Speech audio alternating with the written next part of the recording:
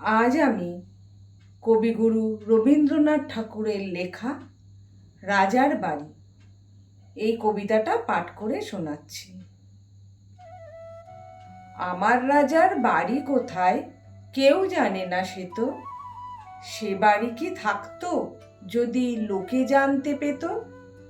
রূপো দিয়ে দেয়াল গাঁথা, সোনা দিয়ে ছাদ, থাকে থাকে সিঁড়ি ওঠে সাদা হাতির দাঁত।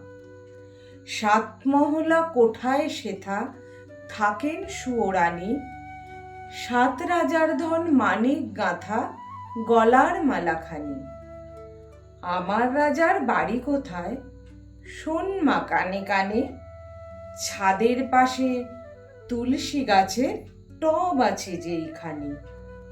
রাজকন্যা ঘুমোয় কোথা 7 সাগরের পারে, আমি ছাড়া আর কে হতো পায় না খুঁজে তারে। 2 হাতে তার কাঁকন দুটি, 2 কানে 2 দুল, খাটের থেকে মাটির পরে লুটিয়ে পড়ে চুল। ঘুম ভেঙে তার যাবে যখন সোনার কাঠি ছুঁয়ে, হাসিতে তার মানিকগুলো পড়বে ঝরে ভুঁয়ে। রাজকন্যা ঘুমোয় কোথা শোন মা কানে কানে, ছাদের পাশে তুলসী গাছের টব আছে যেইখানে।